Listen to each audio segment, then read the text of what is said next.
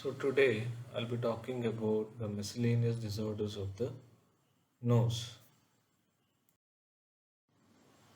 So some of the few miscellaneous disorders are mainly one is the foreign body in the nose, the nasal miasis, the rhinolith, and the CSF rhinorrhea. So let's talk about the first one, that is the foreign body in the nose. It is more commonly seen in children's, and the causes may be an accidental, penetrating, infectious, or malignancy. Accidental is more commonly seen in children's, especially when a small foreign body is pushed through the anterior nares.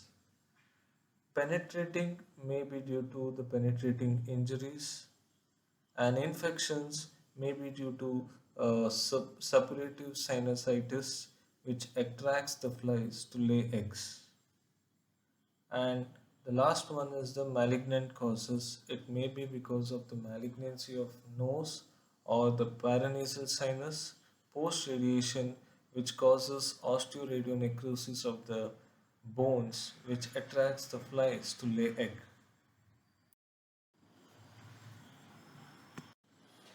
Pathology, it could be of two types. One is the animate type, and another one is the inanimate type.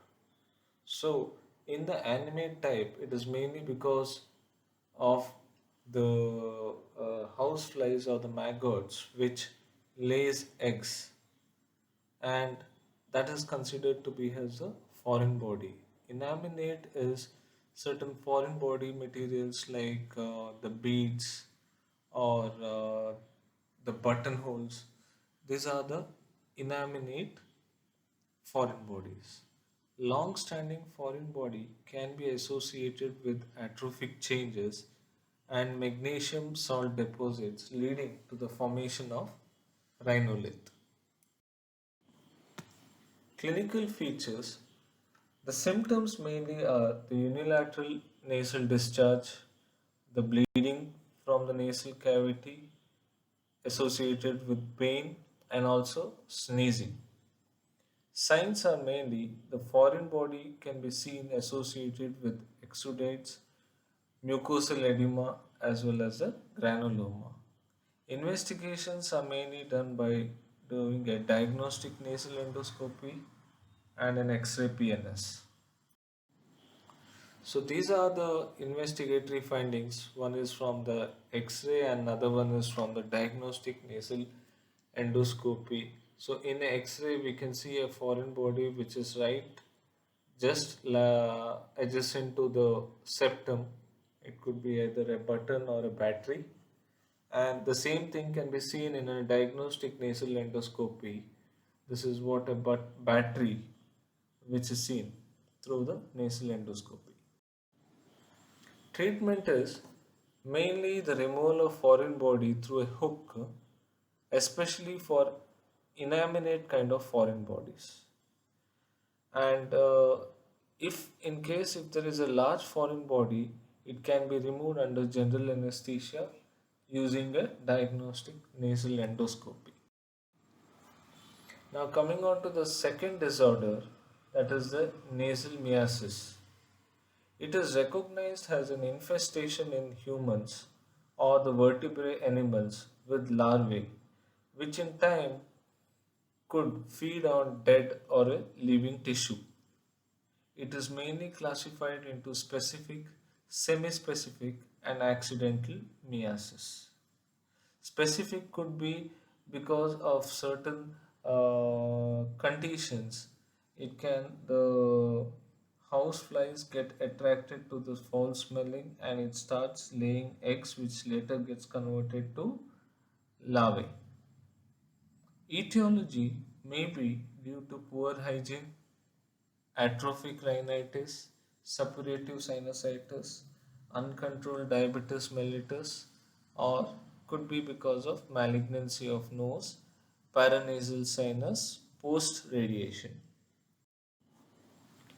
So the pathogenesis of nasal myiasis, it could be because of foul smelling discharge in the nose.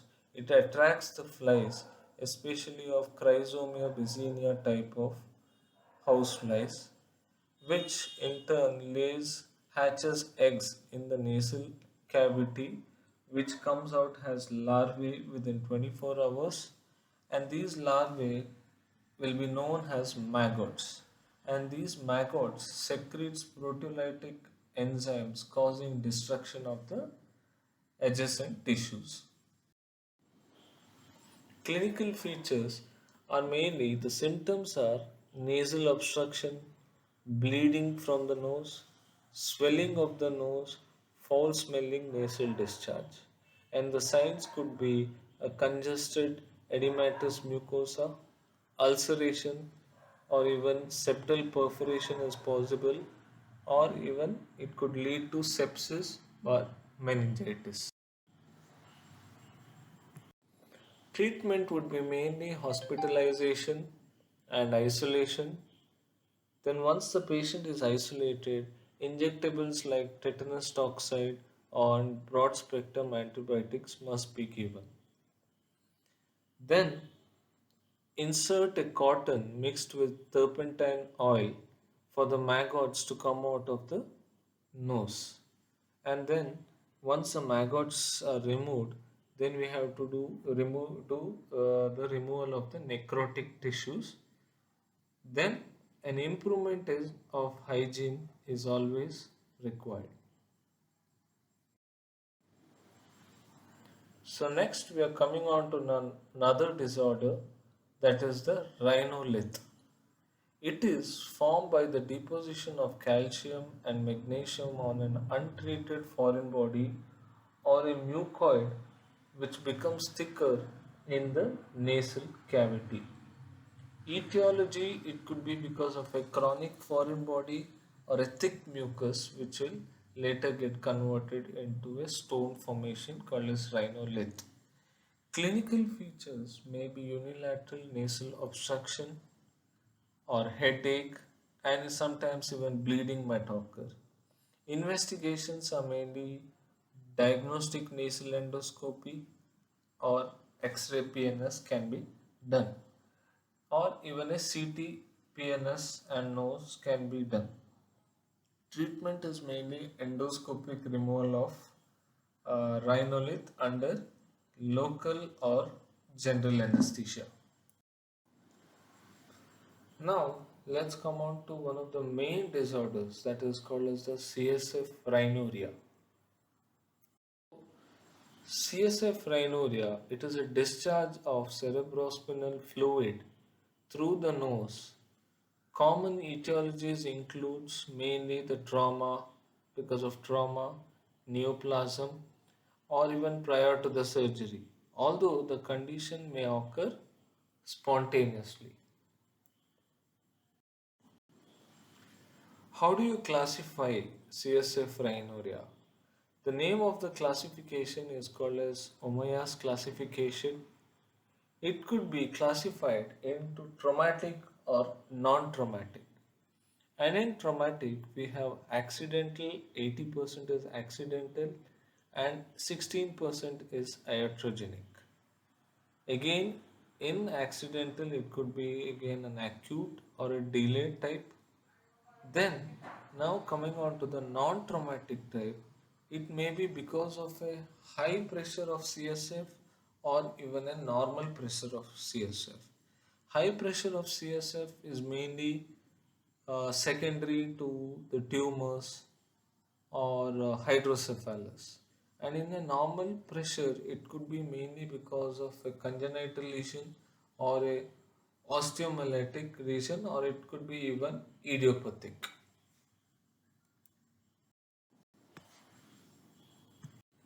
The anatomical sites for CSF leak, one is mainly in the anterior cranial fossa, that is the cribriform plate, fovea ethmoidalis, the frontal sinus.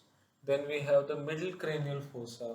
In that, it is mainly the sphenoid sinus or even the otorhinorrhea.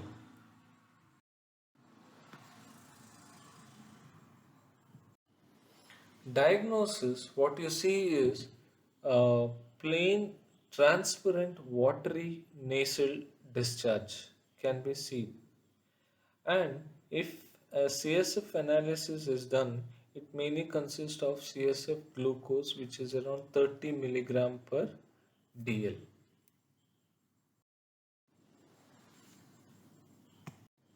Now, coming on to the testing of nasal secretions to confirm whether it is a CSF or a mucus secretion, beta 2 transferrin is a highly sensitive and specific test to be done.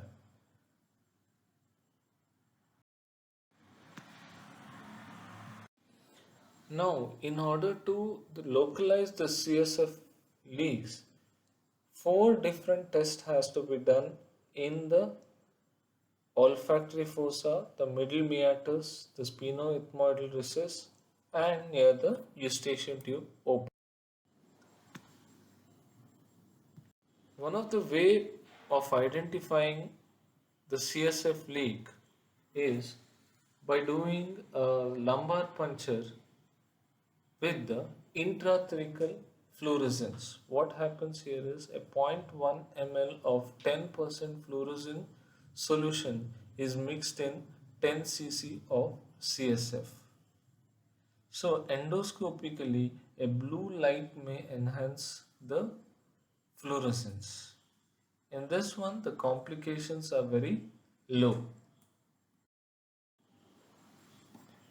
And other investigations done are mainly high resolution computed tomography or even a CT cysternography is the present common module which is used. Then we can use an MRI, mainly heavily weight T2, slow flow MRI, and even an MRI cysternography is very useful. Then we have a radionuclide cysternography or intrathecal fluorescence. So other images are mainly HRCT, that is a high resolution computed tomography, where you can see a congenital dehiscence of a sphenoid or a cribriform plate. This is the lesion, localized place where there is a CSF leak on the sphenoid bath cribriform plate.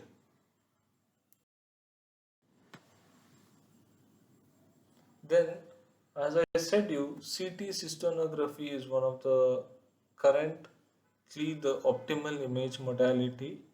Here what we are supposed to do is intrathecal administration of iodine prone 6 hours, 0% for inactive leaks, substantial radiation exposure, maybe even neurotoxic potential.